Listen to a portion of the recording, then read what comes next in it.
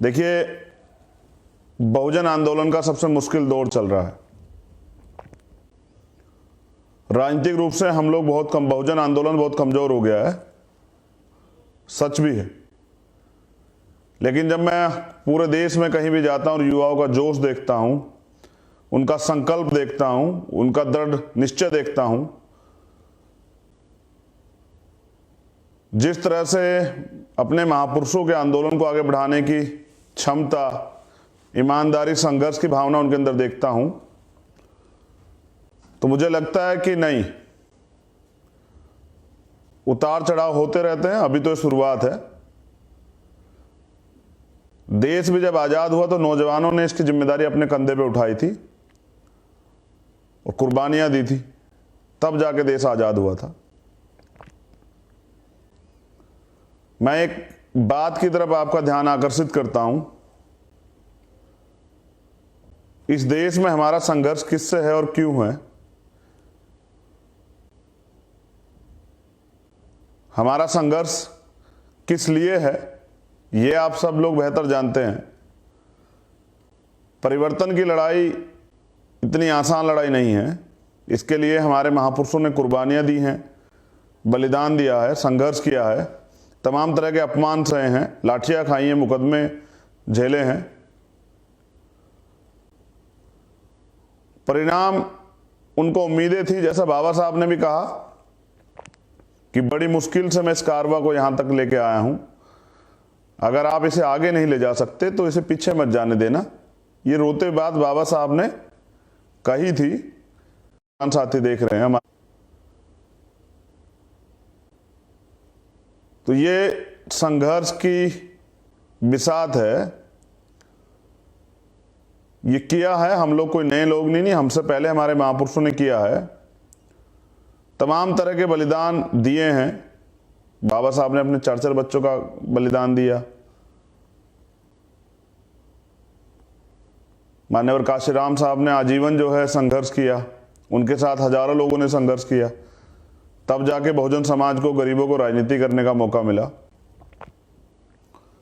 मगर सवाल यह है, आप आज की जो हालात हैं वर्तमान में बहुजन राजनीति के, आप समझ गए होंगे कि आजाद समाज पार्टी बनाने की जरूरत क्यों पड़ी। क्योंकि कोई भी राजनीतिक दल हो, सभी राजनीतिक दलों ने वैचारिक आंदोलन खत्म कर दिया है और अपनी राजनीतिक महत्वाकांक्षाओं को या अपनी राजनीति को आगे बढ़ाने के लिए उन्होंने किसी भी तरह के सिद्धांत को खत्म कर समझौते की राजनीति को शुरू कर दिया है। लेकिन बहुजन आंदोलन तो हमेशा संघर्ष पर जिंदा रहा है। हमारी लड़ाई तो परिवर्तन की थी, सिर्फ सत्ता की थोड़ा ही थी। सामाजिक परिवर्तन, आर्थिक मुक्ति का आंदोलन, सामाजिक गैर बराबरी खत्म करने की लड़ाई थी हमारी। और जिसके लिए अगर आज आप पूरे देश में कहीं देखेंगे तो भीम आर्मी और आजाद समाज पार्टी के लोग बड़ी मजबूती से इस लड़ाई को लड़ रहे हैं। मैं किसी की आलोचना करने के लिए नहीं आया हूं, मुझसे आलोचना नहीं होती है। हाँ, मेरा विरोध है कि जिनसे संघर्ष होता है उनसे समझौता नहीं होता। हमारा संघर्ष है इस देश में उस व्यवस्था से जो व्यवस्था इस देश को कमजोर कर देना चाहती है, जिस व्यवस्था ने तमाम तरह के ऐसे कानून बनाए सत्ता में आते ही, चाहे वो हमारे आरक्षण के खिलाफ हो, चाहे वो हमारे SC/ST एक्ट के खिलाफ हो, चाहे सरकारी डिपार्टमेंट खत्म करके किए गए हों, चाहे पूंजीपतियों को लाभ देके किया गया हो, चाहे एजुकेशन पॉलिसी पे हमला किया गया हो, चाहे प्रमोशन में रिजर्वेशन कैंसिल किया गया हो।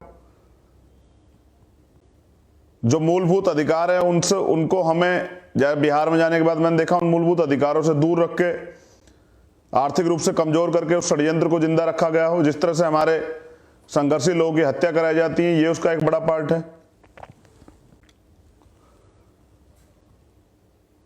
तो कोई राजनीतिक दल हो, चाहे वो बीजेपी हो, कांग्रेस हो,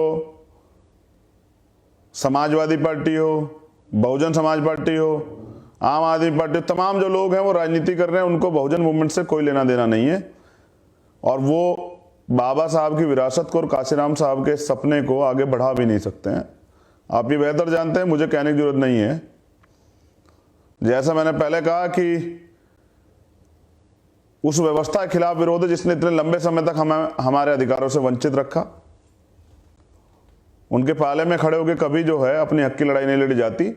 अगर ऐसा होता तो 131 एमपी हैं अभी एससी एसटी के। जब आर्थिक आधार पर आरक्षण लागू किया जाता है, जब नागरिकता छीनने के लिए सीएनपीआर एनआरसी जैसे काले कानून बनाए जाते हैं, जब प्रमोशन में रिजर्वेशन का बिल फाड़ दिया जाता है, तो आप देखिए कि वो एमपी जो दो पार्टियों के प्रति समर्पित हैं, वो विधायक जो अपनी पार्टी के प्रति समर्पित हैं, वो चुप रहते हैं। तो उनका एकमात्र लक्ष्य सिर्फ सत्ता में बने रहना है। व्यवस्था परिवर्तन से, आंदोलन से उनका कोई लेना देना नहीं है। अब बहुत सारे लोग कहते हैं कि आजाद समाज पार्टी के आने से भारतीय जनता पार्टी जो है वो मजबूत हो जाएगी। मैं आपसे सवाल करता हूं, पूछना चाहता हूं, भारतीय जनता पार्टी तो आज मजबूत है। जो लोगों ने वादा किया था कि भारतीय जनता पार्टी को रोकेंगे, उनकी कथनी करनी को देखिए, क्या वो रोक पाए हैं? अभी तो आजाद समाज पार्टी ने संघर्ष शुरू किया है, लेकिन जिन लोगों ने संकल्प के साथ ये वादे किए थे कि हम भाजपा को रोक देंगे और भारतीय जनता पार्टी को हम लोग कमजोर कर देंगे, तो आप देखिए पिछले कुछ समय में भारतीय जनता पार्टी कितनी मजबूत हुई है कि वो लगातार संविधान पे हमला कर रही है और संविधान को खत्म करने का प्रयास कर रही है। ये मेरी वजह से तो नहीं हो पा रहा, ये तो उनकी नाकामी है जिन्होंने वादे किए थे कि हम रोक देंगे। हमारे साथ रह के भारतीय जनता पार्टी को रोका जा सकता है, लेकिन रोकने की बजाय भारतीय जनता पार्टी और मजबूत हुई है और वो अपने एजेंडे पे, जो आरएसएस का छिपा हुआ एजेंडा है कि किसी तरह से एससी एसटी ओबीसी माइनॉरिटी के लोगों, इस देश की महिलाओं को गुलाम बना के रखा जाए, उनके हक अधिकार छीन लिए जाए, सारी जो व्यवस्था पूंजीपतियों के हाथ में दे दी जाए, वो तो लगातार कामयाब हो रहे हैं। तो इसका मतलब जिन लोगों ने वादे किए थे कि हम ये रोक देंगे, उनका संकल्प जो है मजबूत नहीं है। उनके पास वो लोग नहीं समर्पित जो इस लड़ाई को लड़ सके।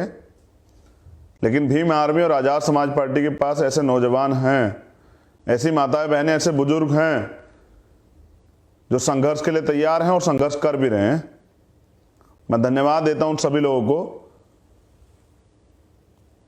जो संघर्ष कर रहे हैं बिना किसी स्वार्थ के। लेकिन हमारी लड़ाई इस देश में बहुजन समाज को सत्ता में स्थापित करने की है, बहुजन समाज को ताकतवर बनाने की है, बहुजन विचारधारा को आगे बढ़ाने की है, गरीबों को, शोषितों, वंचितों को, मजलूमों को सत्ता में स्थापित करने की है, सत्ता के साथ व्यवस्था परिवर्तन की है, राजनीति की तरफ नहीं है। मान्यवर काशीराम साहब ये कहते थे कि मुर्दा लोग मिशन नहीं चलाते और जिंदा लोग रुकने नहीं देते। आपको तय करना है कि राजनीति तो तमाम लोग कर रहे हैं कि मिशन किसे चलाना है। मैं एक और जानकारी आपको दे दूं कि इस देश को बर्बाद करने में भारतीय जनता पार्टी ने कोई कसर नहीं छोड़ी है। अब मैं पूरे देश में निराश बैठे हुए, हताश बैठे हुए बहुजन समाज के उन कैडराई लोगों से, अपने नौजवान साथियों से ये निवेदन करता हूं कि वो अब पूरे देश में आजाद समाज पार्टी को मजबूत करें। आप निराश ना हो, हम बहुजन विचारधारा को घर घर लेके जाएंगे और बाबा साहब डॉक्टर भीमराव अंबेडकर जी, राष्ट्रपिता ज्योतिबा फूले जी और मान्यवर साहब काशीराम जी का सपना पूरा करेंगे। मैं एक कड़वी, वो मान्यवर काशीराम साहब के बहुजन सपने को, बहुजन समाज को शासक बनाने का जो सपना उन्होंने देखा था, उसे कमजोर कर देंगे। तो मैं कहना चाहता हूं कि अब आजाद समाज पार्टी है, अब भीम आर्मी है, और जब तक इस देश में भीम आर्मी और आजाद समाज पार्टी के कार्यकर्ता हैं, तब तक बहुजन आंदोलन को कोई नहीं निकल सकता है। सभी पार्टियों का आंदोलन जो है वो सर्जन हिताय सर्जन सुखाय है। आजाद समाज पार्टी और भीम आर्मी का आंदोलन जो है वो बहुजन हिताय और बहुजन सुखाय है। और ये मेरा नहीं है, ये तथागत बुद्ध से लेके संत श्रोमणी सतगुरु रविदास जी महाराज, भगवान वाल्मीकि महाराज, गुरु नानक देव, संत कबीर, बिरसा मुंडा, ये हमारे महापुरुषों का सपना है, ये मान्यवर साहब श्री काशीराम का सपना है, मेरा सपना नहीं है। मैं तो उनके सपने के लिए समर्पित हूं।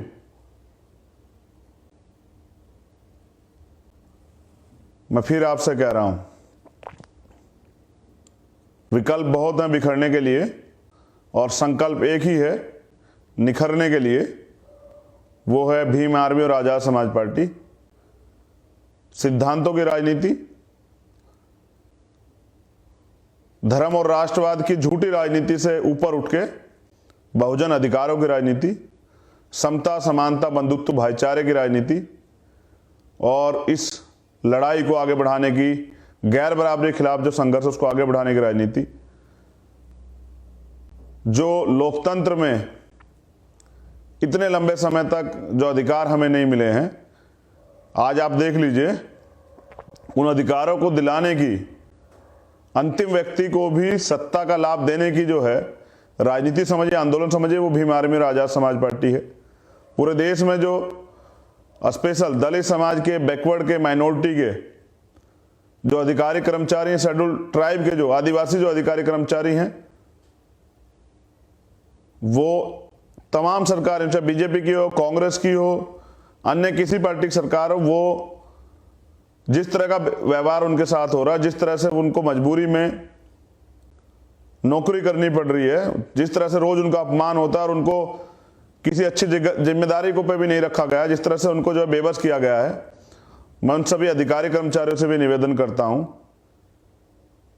कि मान्यवर काशीराम साहब आप पे बहुत भरोसा करते थे और उन्होंने ये भी कहा कि आप समाज की रीढ़ हैं।